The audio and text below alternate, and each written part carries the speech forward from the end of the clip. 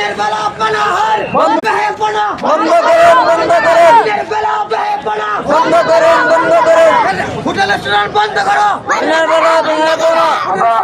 আমরা বেশি সময় নেব না। আশেপাশে ব্যবসায়িক ভাইয়েরা আছে, তাদের ডিস্টার্ব হতে পারে। এই জন্য অতি অল্প সময়ে আমাদের আজকের যিনি সভাপতি এবং আমাদের মুরব্বী আছেন এখানে, আমরা যে কারণে এখানে সমাবেত হয়েছি, মুসল্লি ভাইয়েরা, বাজারের ব্যবসায়িক বৃন্দ ভাইয়েরা, গত বছরের নেই, প্রতি বছরের নেই, পবিত্র রমজান মাসে আমরা একটি র্যালি করে থাকি।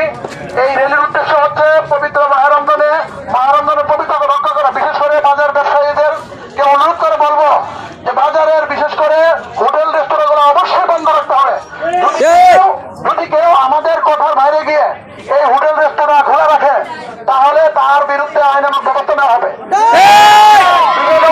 হেফাজত ইসলামের পক্ষ থেকে সুস্পষ্টভাবে বলা হয়েছে, যদি কেউ আলেম ওলামাকে ডিঙ্গিয়ে কোন ধরনের কোন বেহায়াপনা করতে চাই তার বিরুদ্ধে কঠোর ভাবে ব্যবস্থা নেওয়া হবে ইনশাআল্লাহ।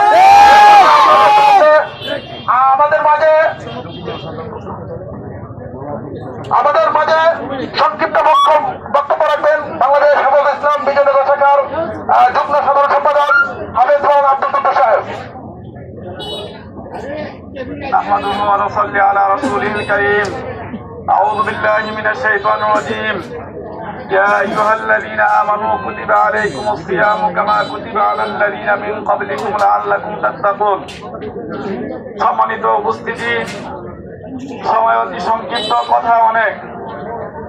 আমরা প্রতি বছরের নেই এবছরও এই শোডাউন এবং মিছিলের মাধ্যমে আপনাদেরকে যে বার্তাটা দিতে চাই যে রমজান মাস আল্লাহ পাক আমাদেরকে দান করেছেন